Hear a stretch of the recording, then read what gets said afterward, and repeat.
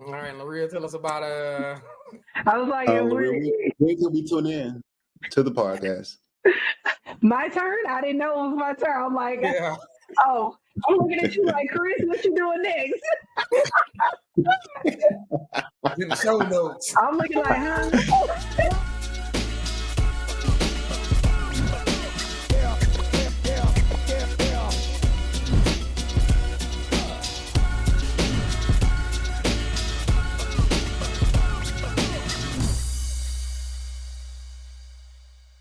So, hey everyone, and thank y'all for joining with us again. My name is Chris Colston.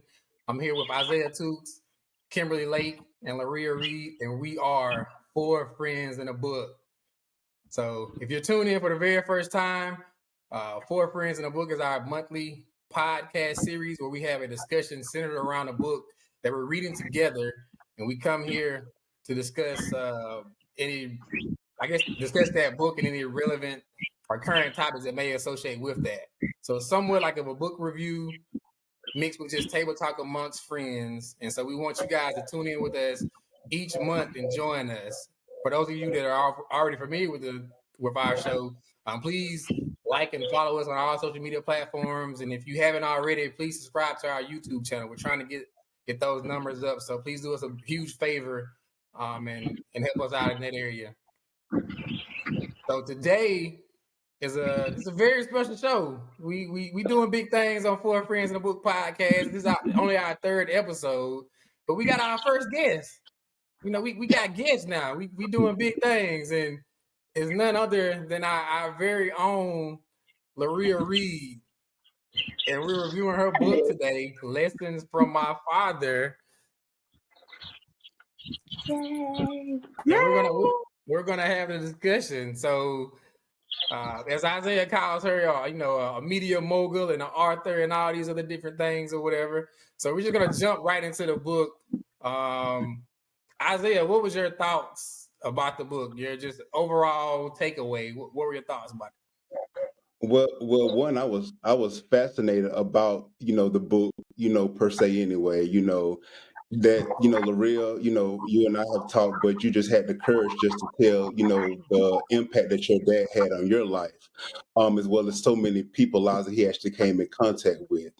And I want to talk about this one specific chapter. It's one of my favorite chapters actually in your book, chapter 7, and where you discuss entrepreneurship. He had a mentor, Pastor Jordan. And you wrote so candidly yet honestly about Pastor Jordan's us don't met moment. A moment where his congregation had secretly met and fired him from the position as pastor. And I like that your dad would often remind you all, his kids, about the importance of entrepreneurship and never relying on one source of income. And he would stress to you and your brothers that you should own, some sort of business that generated income. And what I love most about this chapter is your dad's boldness and his resilience in his business ventures. And I truly feel that when you start from nothing, you take pride in your ideal and coming to fruition. And I always say that either you can throw in the towel or you can use that same towel to wipe the sweat off and keep going. So that was my overall take from, chapter 7, which was one of my favorite chapters that you did write in your book. Oh, wow. Thanks, Isaiah. You're welcome. Kim, you want to go next? Sure. For me, the book is, I'm not being biased because it's my best friend, but the book overall is really, really great. The part I love about the book is it's so practical. But that's the one thing I remember about Pastor Reid. Just he taught practical. His sermons were practical, and things you could actually use in your daily life. So this book, I would recommend it. It's easy enough for a high school person to read it, or if you're in your 60s or 70s or retired, anybody can get something from this book. So I just think that's one of the best things about the book, how practical it is for everyday life. Yeah, I agree. I agree with all you guys. It was a very good book. This is my second or third time reading it. I just think for anyone that has a very family-oriented upbringing, it definitely resonates. It definitely speaks. I mean, just to hear the stories of growing up, hearing about Lorea's father, the mother, her brothers, and just that whole process, and even her, kind of being a daddy's girl and following her dad around, and just the lessons that she picked up, and now she was able to actually to put that in a book form. You can really pick up the love and just kind of see it yourself from the words that are being expressed in the book. So it was overall great. Like I said, if you grew up in a household with a close knit family, it's definitely one of those things where you can relate to, and like Kim said, it is very practical. Even the lessons. I love the fact that you started each chapter, with the scripture, but also ended with actual lessons as well, or overall takeaways that you had. So that was another, I guess, just a piece that kind of stood out to me. So Isaiah kind of already did it, but do you guys have any, I guess, particular chapters or things that kind of stood out more specifically to you, or any sections of the book? And Lorea, we're gonna come to you later, so we ain't talking to you right I now. understand. Yeah, Y'all we'll get to you. But Kim, did you have anything, or even Isaiah, many other areas in the book that really stood out to you guys that you really had an impactful takeaway from? I did. I think for me, it was a tie between two chapters, and that was thinking big and loving your family. I can relate to Pastor Reid in that way because I'm a dreamer. So I have big goals and dreams for myself, for my film career. And in that aspect, I can relate to him on that. But also, I know in the future, like, I want to have a family, a husband, and children. And I don't want to have that success in life at the expense of them. So he had that balance of putting his family first, but still pursuing his dreams and goals, but always remembering that family was the most important thing. And that's something I want to do in my life. So that was important to me and what I got the most out of the book.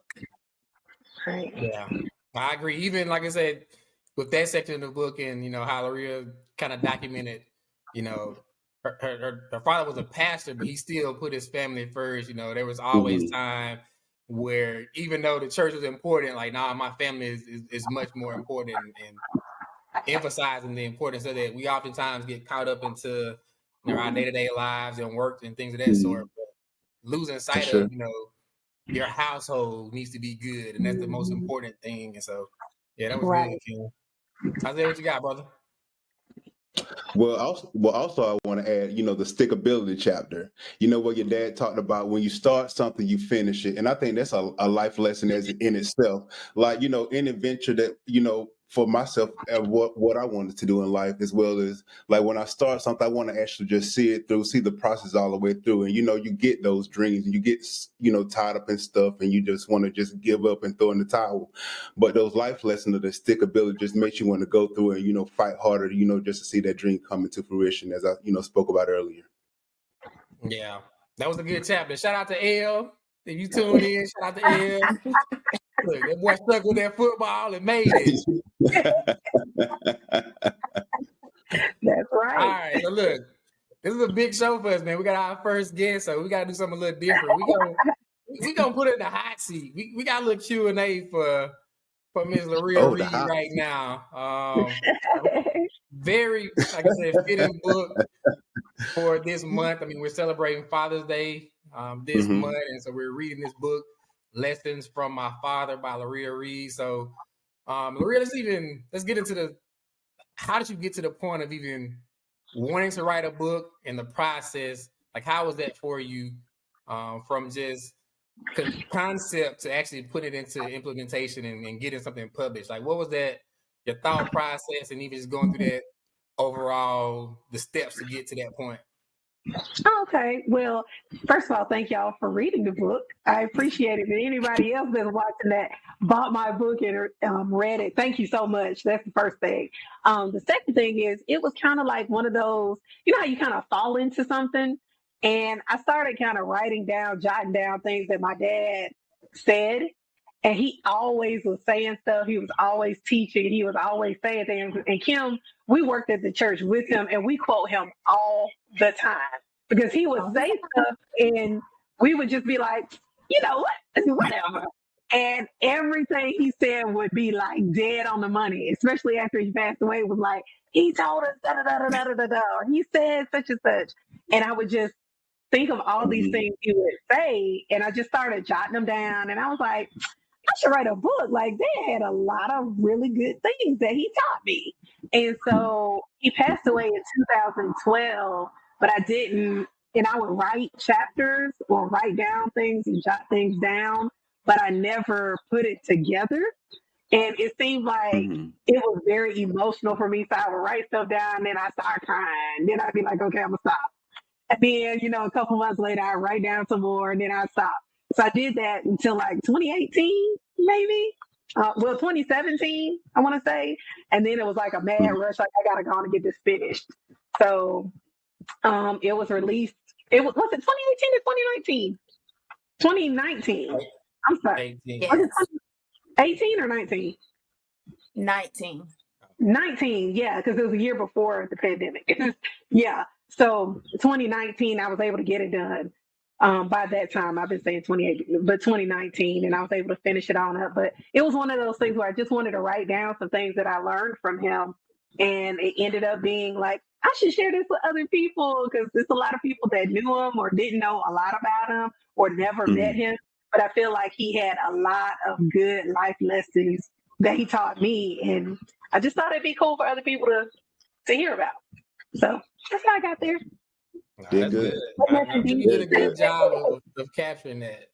Who else has questions for Ms. Reid here today? Lessons from my father. We getting deep. We getting deep. Well, I have a question. Lorea, you wrote where your dad was stressed to you and your brothers, just to make sure that you all marry someone with the closest upbringing to yours as possible. He will also stress that that person's last name should be equal or greater value than that your last name are Reid. And if you're going to get Mm-hmm. married, do it right or don't do it at all. To Yeah. me, this ties into what I would think of biblically about being equally yoked. Would you expound upon that, or what made you, wanting to write that portion of the book, or what you got from your dad once he, told you that story? So when I would meet guys or whatever, he'd be like, "That boy, no, you gotta have you gotta come from a good family." And I feel like everybody's not gonna be. And he would say, "No, they don't have to be like our family, but they need to have some sense of that Hmm. foundation that you have," because he counsels so many people. And he said it Hmm. always went back to how you were raised. Like Hmm. everything was back to how a person was raised. So even like, just say Hmm. I said you did something crazy, he would say like, "Who raised you?" Like that way, and you could be 50 years old. 'Cause his philosophy was, a tree can Hmm. only bear what it's made with. Like you can't plant an apple Hmm. tree and get peaches from it. Hmm. So Hmm. his thing was, the way that thing was raised or the way that person is raised, you naturally, just like with Hmm. me, and the way my thought process is with a lot of things, I'm probably not changing because I was raised in a certain way Hmm. to expect certain things and to look for certain things. So he always talked about finding Hmm. someone, not necessarily with the money, because I think people think automatically, oh, they got to have money. And it's like, no, it's not about that. It's about that. Because he didn't have nothing when he met my mom. My mom was making more money than Hmm. and she was teaching school and he was like hustling. And I mean, he Hmm. had so many jobs as I talked about, but it's about those values and somebody that has a good core where they're moving and they're pushing toward whatever it is they feel that they're called to do and that they're gifted to do. And they're not afraid to Okay. do it. So he always talked about making sure that last name, he was like, last name needs to be equal. Like, however you were raised, you need to marry that kind of person. Or, and he would go into a lot of, I wish I could bring it back and be like, Daddy, come and explain this a little more. But he always talked about that, about making sure that however Hmm. you were raised, you should be with someone like that. Because it's tough. Hmm. If, like for me, and I'll keep going, for me, if just say something happened with my mom and she needs to live with me and my husband, I don't want to have to go to my husband and have to explain that. Of course, that should be a conversation that we should have before. But I feel like his mom could come with Hmm. us. My mom could come live with, Hmm.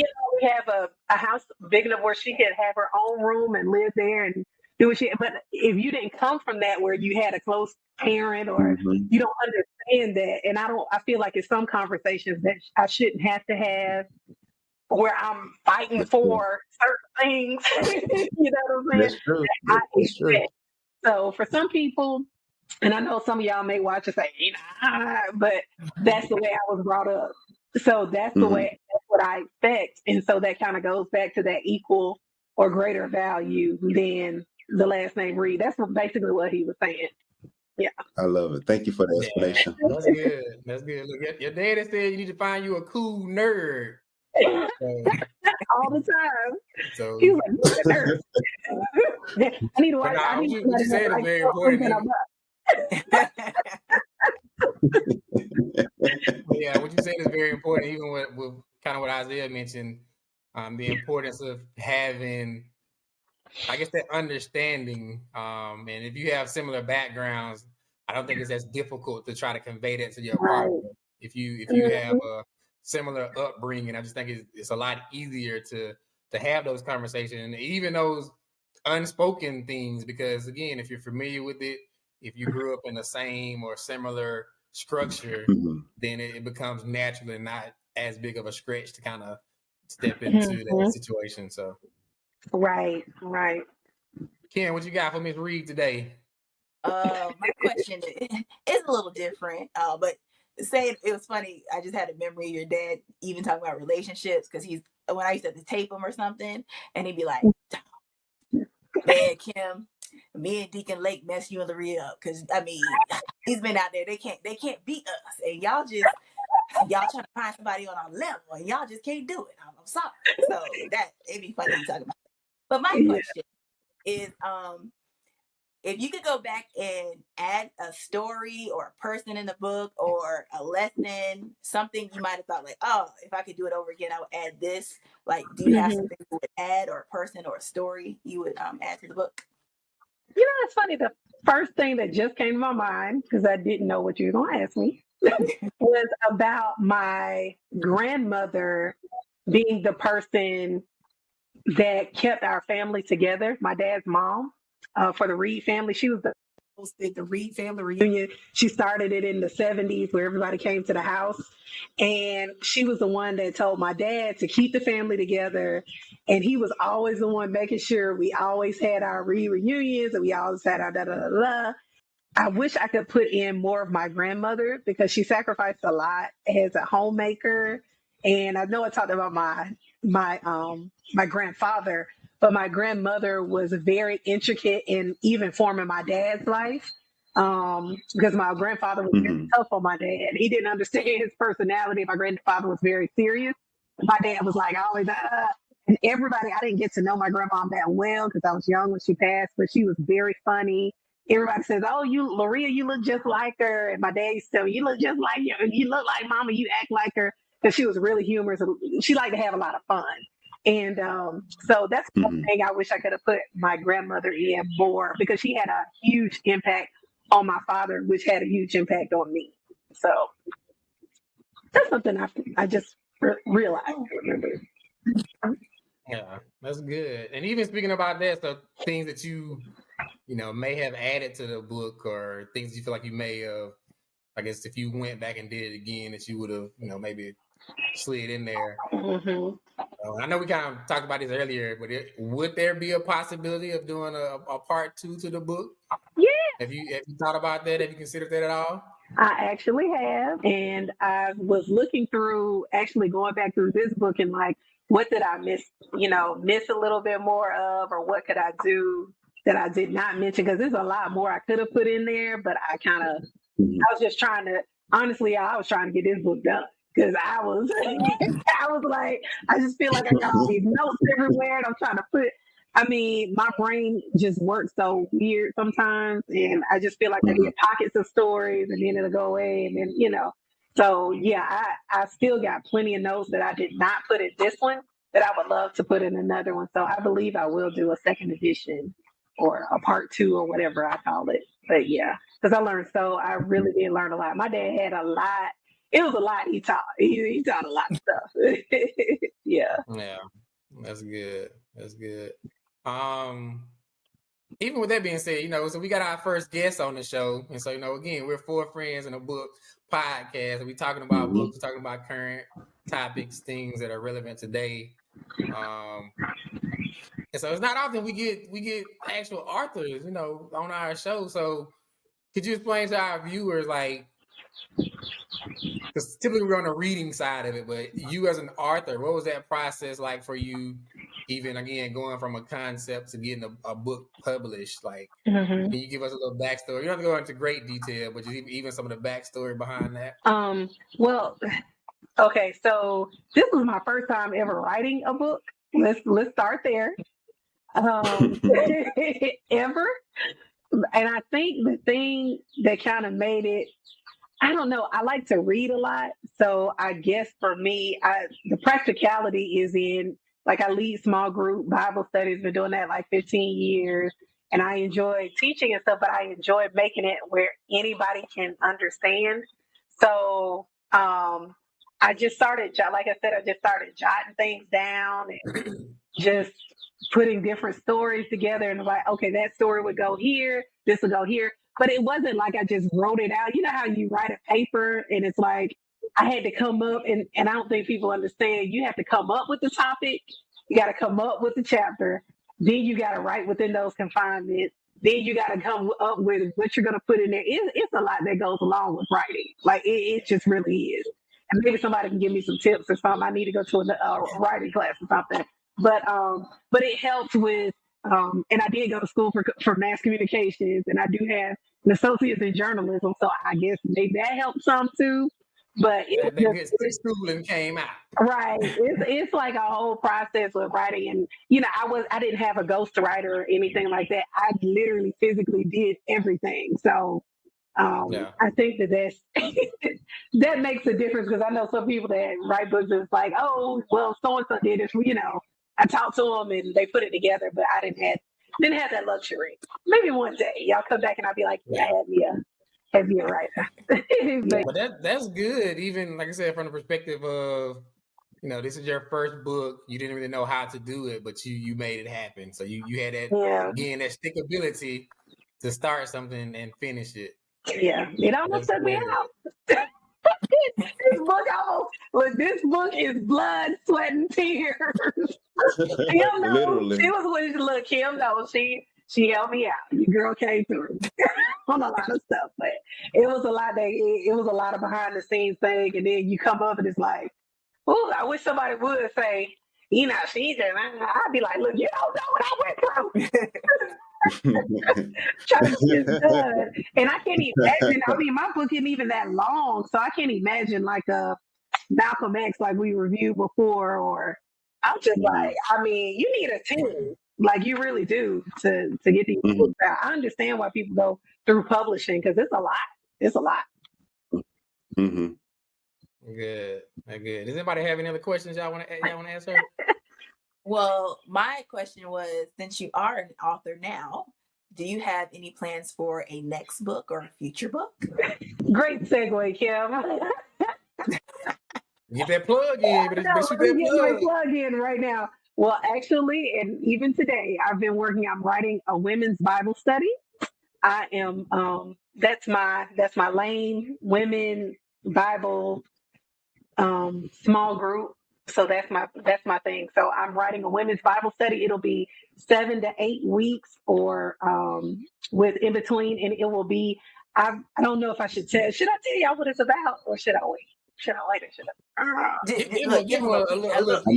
Exclusiveness.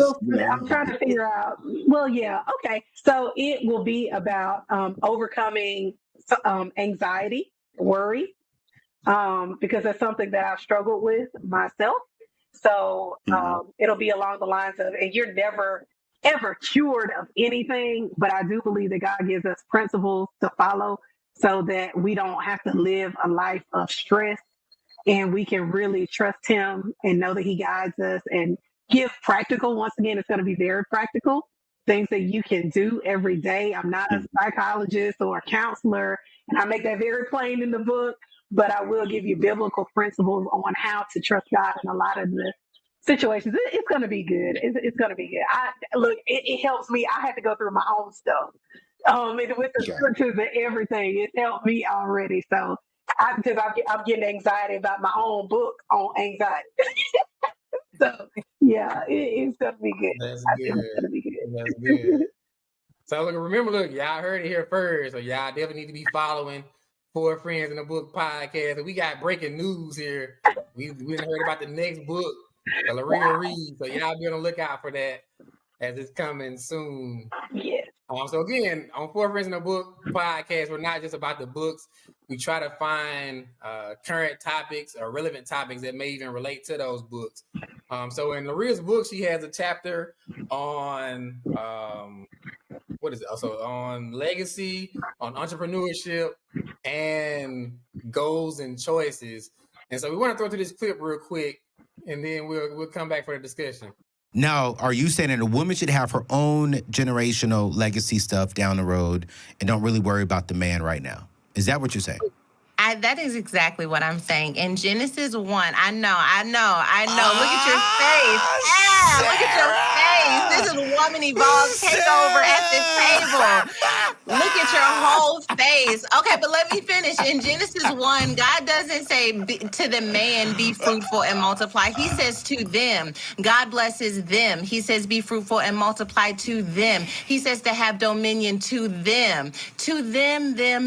And so, yes, a woman should have her own generational goals, and God will bring someone in her life if that is a part of his plan for her life and that is a part of her plan for her life that will accompany those generational goals. My husband had goals when he met me. Yeah. I had goals when I met my husband, and now we work in tandem to make those goals a reality. All right, so we just watched this clip with Sarah Jakes Roberts and Anthony O'Neill. So Sarah basically has a concept of, hey, you need to have your own goals, start your own legacy prior to marriage. Anthony seemed to be a little, kind of blown away with that concept. So what are you guys' thoughts on this? So we're all of us are unmarried, so we're not married yet. But what are you guys' thoughts on the whole concept of building a legacy, starting a legacy, and should that take place prior to you being married? And how does that even work once you, I guess, get into a marriage or have a partner? How do you merge those two legacies or concepts? So we're gonna start with Miss Lake over here. What you got for that? I like to hear those women's point of view. Come on, Kim. Well, I agree with Sarah. Should be no surprise there, but I agree with her. I think waiting to build your life legacy is saying that your life doesn't start until you get married. And I just don't think that's realistic or true. I mean, I'm 37 and I'm not married, so I'd have been wasting all these 37 years doing nothing, waiting for my husband, and then be like, okay, now I can live life in purpose and my legacy and all that. So I think it is important to know your purpose, and once you know your purpose, work in that and work a legacy plan out from that. And I think when you get married, when you marry the right person, right, they are going to complement what you're already doing. So that and it's a good indicator for me. If somebody doesn't fit into my life and purpose and legacy, what I'm doing now, then probably they're not supposed to be there. So I just think it's important to work that plan, and whoever comes along, y'all do it together, because the Bible says 2 is better than 1, and you'll be able to, they'll help you grow yours and you'll help them grow their legacy, and together it'll be a beautiful thing for generations to come. So I agree. Good. Isaiah, what you got on that topic, brother? Well, first I do agree with Sarah, especially when she mentioned her husband wanted to make a safe space for her to flourish and to be her best and most brilliant self. And yes, I believe that, a woman should have her own legacy. And I don't believe that, you need to find someone who is exactly like you in every single way. We don't have, you and your spouse don't have to have the same significant roadside diner or the favorite city. I could see when it comes to the important things that we are on the same page. We wanted the same things out of life, and we're headed in the same direction. And when I'm bringing 100% of my most authentic self, and she's bringing 100% of herself, and that's where you see the longevity of what the relationship can go. And to me, it's like the clashing of those two powerful dynasties together, meshing to one. And Lorea, you know how I feel about those dynasties. That's why I started laughing. Isaiah says it's a movement. It's a force for me together. It's a movement. All right, Ms. Reid, what you got? What are your thoughts on that topic? I agree wholeheartedly with the both of them. I believe that you have to be a whole person to be in any relationship. So when you're your best self, you can be with someone else. And I think it's a lot of people who are just not whole, who are dating or who are getting married, and then you're basing your experiences off of who you were and not who you are or what you can be, if that makes sense. So I just think that you have to work on who you are so that when you get married to someone and when you come together, you can be a whole person like what she talked about. So that includes your dreams. I think that whoever, and Kim even mentioned this, if, like, say for instance, she's a filmmaker, I believe that God has a man for her who will complement that and won't be intimidated by, oh, Kim has to go and shoot and do these things. He's gonna say, oh, okay, well, what are your dates when you're gonna be gone or what? Same thing with you guys. Whoever you end up with, I feel like they should complement your life and not be a burden to you. So if they're already telling you why are you doing this and that ain't who you need to be, who you need to be with. Just this is, and I'm not married, but from what I can see, from those who don't make it and those who do make it, I can tell a lot of them have their own sense of who they are, their own self. So yeah. Yeah, no, that's good. I don't really have much to add to that. Like I said, I think some key takeaways even from your book, as far as, like I said, your dad mentioning, having that family background, someone that has a similar background to you. So this kind of goes to this area as well. Just having someone that can complement what you're doing. I think there is a preconceived notion of, and it's often misstated that, your partner is completing you. And if you waiting for that, then you'll never be your authentic self because you're waiting for someone else to fulfill who you are as a person. So I agree as well. I think it's okay to have your own individual goals, to start establishing that legacy, and then you find someone that can complement and kind of go along in tandem with that to enhance, even in some areas that you may be lacking in, or some areas that you may need some help in. But again, it's a complementary process opposed to you just waiting solely on someone else to get your life started, or waiting solely on someone else to complete your life. You should already be in motion. You should already be in practice. And then, like Isaiah mentioned, once y'all come together, it's that dynamic duo that can go to the next phase, the next stage of that. So even with that being said, Lorea, we'll kind of come back to you, since you done wrote a book about this. What legacy or what concepts do you feel like you've learned from your family, from your mother, your father, your siblings, or whatever else, that you feel like you want to continue or carry on as you build your own legacy? I think communication is a big deal, because I see a lot of families kind of go down because of the lack of communication and the inability to understand each other. And the only way you can understand a person is to actually know them. And to get to know them, you have to talk to them and text them and stay in communication and understand their heart. Because I think a lot of family splits and family drama comes in when you really talk about it and get to the bottom of it. A lot of arguments don't have anything to do with what you're arguing about. It's got to do with something that happened 50 years ago that was a misunderstanding. So the legacy that I want to leave, even with my nephews, I talk to my brothers every day, some kind of way, through text or phone call. We send each other memes, we laugh. The playoffs were on. We are going back and forth with each other. We talk and communicate with each other. So when somebody says something, we understand, okay, they weren't really trying to hurt my feelings. It was, the heart of what they said was right. You're going to get on each other's nerves and you're going to say things that are messed. I mean, that's what family does. But family is a great thing. I mean, family is awesome when it's worked the right way. So. All right. Isaiah, you want to go next? Oh, sure. The legacy I feel that, my family has instilled in me is the importance of family. My dad is big on genealogy and tracing our family heritage and ancestry. Family means, having someone, who can love you unconditionally. Family is loving and supporting one another, even when you don't even feel like it. It's being the best person you could possibly be to inspire, some of your loved ones. And family isn't always about being connected naturally, because they understand that other things and influences bind us too. To me, family isn't just important; it's most important, to me. Nah, that's good. That's good, man. That's one of the things my father always tell me, take care of your family, take care of your family. And I think, when you, again, if you have that closeness with your family, you really realize the importance of that. All right, Kim, what do you have? That's true. I think for me, my family, the legacy I believe that I want to pass on is supporting each other. My family is big on supporting each other on our goals, our dreams, and just helping each other when we need help.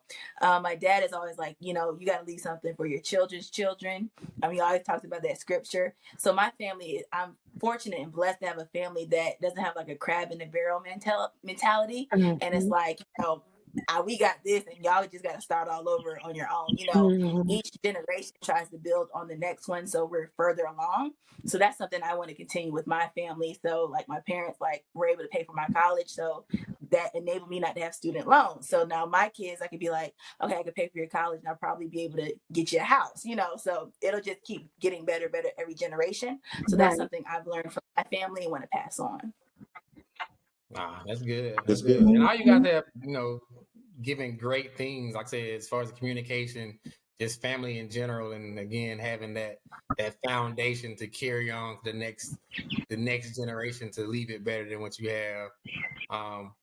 One of the things that I often, my parents tell me about being proud of me, but I always mention to them, like, as kids, as children, you don't get to pick your parents, but your parents do have influence over you as a child. And so just having that experience of, being in a household that's surrounded and centered on love, like I said, having that family, that communication.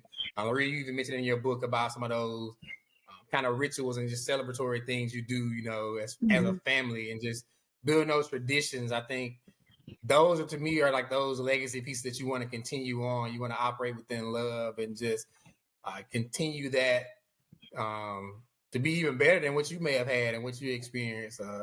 There's one thing you even wrote in your book that it was a huge takeaway for me, as far as you mentioning how like you love your dad more, or even more now that he's gone, because now you can look back and reflect and realize, the impact that he's really had on your life. And I think, we all had those moments, we can look back, and growing up, you may not realize it.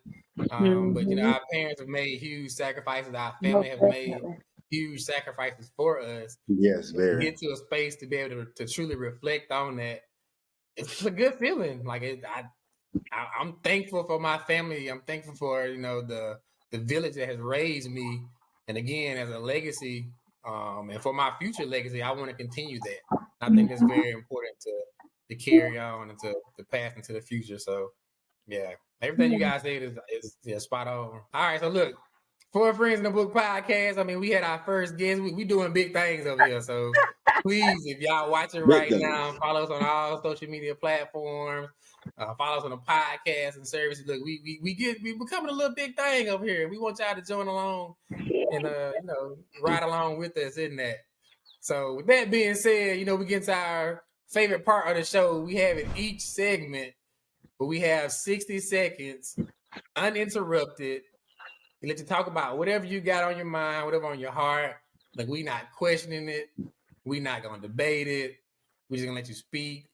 And we gotta go to none other than my brother Isaiah Tukes. Look, he done got us vaccinated on the first episode. He done made us a congressman on the second episode. He done schooled us on all this stuff. I don't know what we get next, but we got 60 seconds for him to go uninterrupted, starting now. Go. Okay, award-winning journalist Nicole Hannah-Jones, well accomplished for making international news with her work on the 1619 Project. The 1619 Project asks us to reframe what we think the founding of America is, and also challenges us to be honest that the founding of America is actually the first enslaved Africans who was actually brought to American soil in 1619. And as you might imagine, some folks have been quite upset about the truth-telling of this project. Nicole, who is an alum of the University of North Carolina, was offered a position to teach at UNC's night chair at the School of Journalism, and this will make her tenure at the university. And this whole story revolves around her becoming tenure. And when you're a professor at the highest level of an academic institution, you should be a champion on the front guard of free thinking. Tenure protects professors whose free thinking that are met with controversy to not lose their job over it. And every single past night chair who was granted this position was also granted tenure. And even though the dean of students appointed her, she was denied tenure by the board of trustees at UNC. And they're not only denying her, but they're also denying the students who will be blessed with this woman's level of journalistic experience and excellence. And they all don't have to agree with her work, but they do have to be challenged by it and allow their minds to expand. And I can't tell you how my years in college, in so many ways, has shaped my abilities to go into the world and be unafraid of intellectual curiosity and questions and truth seekings and fact findings, and just to show up in spaces with the confidence to know that I know. And this is the type of experience that college is supposed to be for a person. And that's that on that. Woo. All right. You spit that That hot boy fire. bring the heat. He bring the heat every time. Yes. Go, Isaiah. You better rant, boy.